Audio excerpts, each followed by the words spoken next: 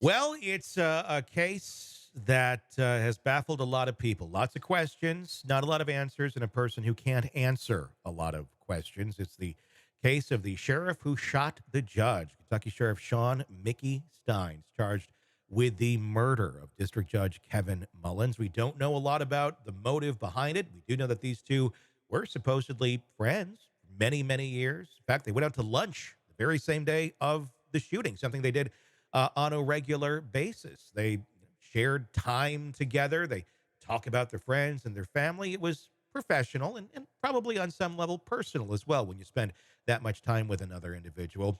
Makes you wonder if there was a personal motive here when the sheriff decided to pull that service revolver out and aim it at the judge and pull the trigger multiple times. Joining us to discuss, Jennifer Coffindaffer, retired FBI special agent. We don't know a lot about this, but we do know that allegedly the phone number of the sheriff's daughter was in the judge's phone. In fact, the sheriff even tried to call his daughter from his phone right before all this went down. What's your take on what is going on here in this twisted story?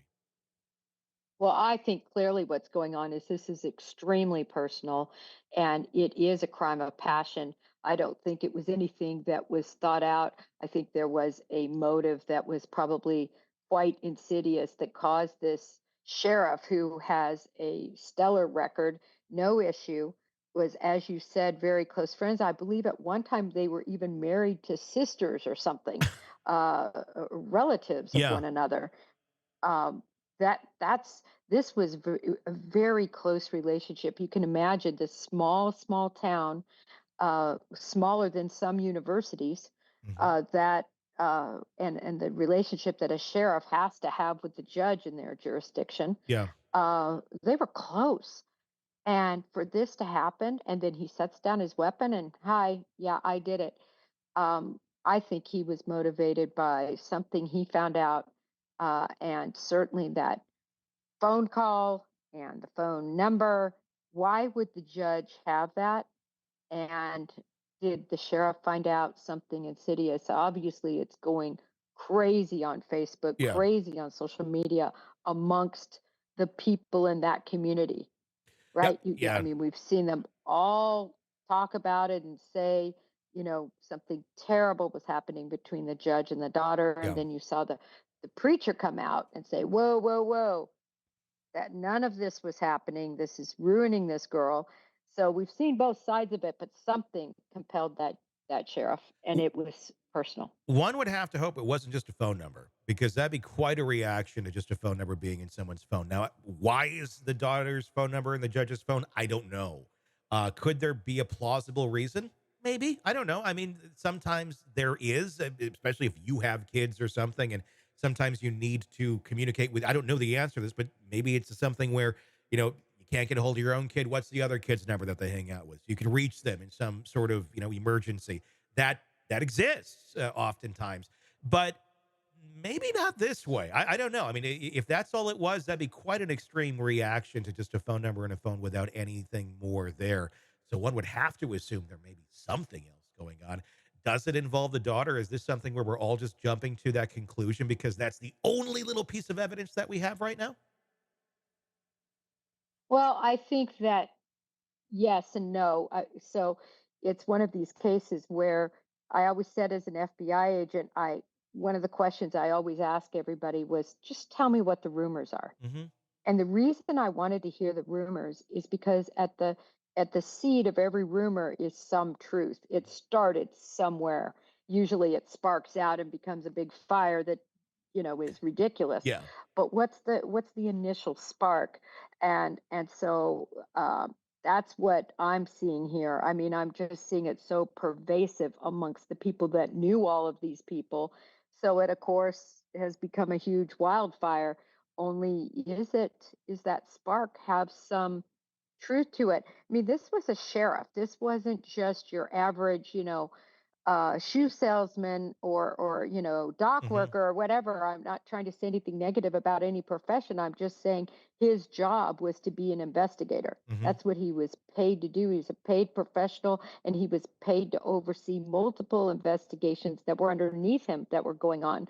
Hmm. So this is somebody that in their paid profession, uh, maybe investigated and found something really insidious, and made this choice to take action.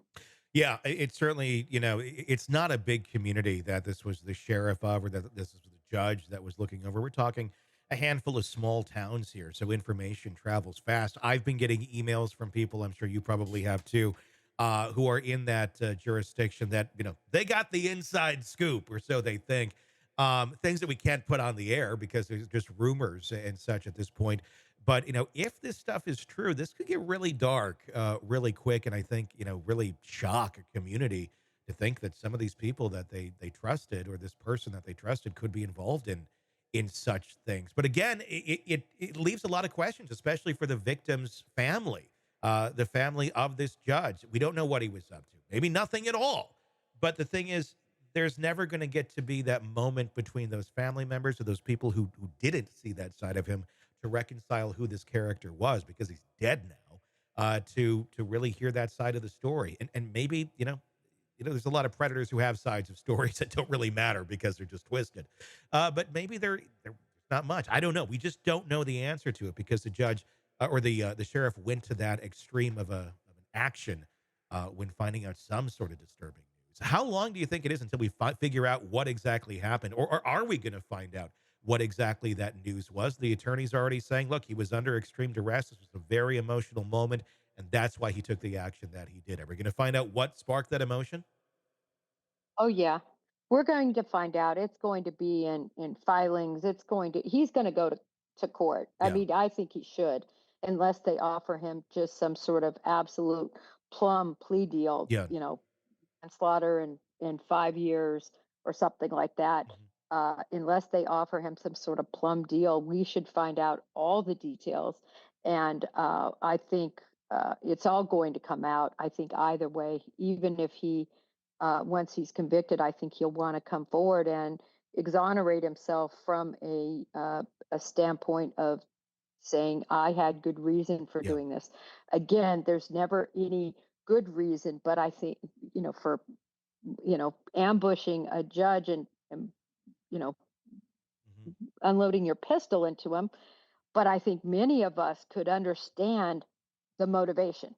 Yeah. Anybody with kids, if this is worst case scenario, I wouldn't want to have a gun on me if I heard that news and I found out the person in front of me was a perpetrator of some sort. Again, just allegations and conjecture here. We do not know what happened, but um, yeah, I think you'd have a lot of dads and moms that would be hard pressed not to do a similar action if something really vile was found out that someone was doing to your children. It's going to be fascinating. We'll see where this all plays out. Is it manslaughter? Is it murder? Is it something else entirely? Time will tell. Hey, thanks for checking out the video. Be sure to follow us wherever you download podcasts, and especially Apple Podcasts, where you can get advanced episode and premium content on our premium channel right there. Also, be sure to follow us on social media so you don't miss any breaking updates on the stories that matter to you most. We're on TikTok, X, Instagram, Facebook. Just search Hidden Killers Podcast with Tony Bruschi, and you'll find us right there. Again, thanks for watching.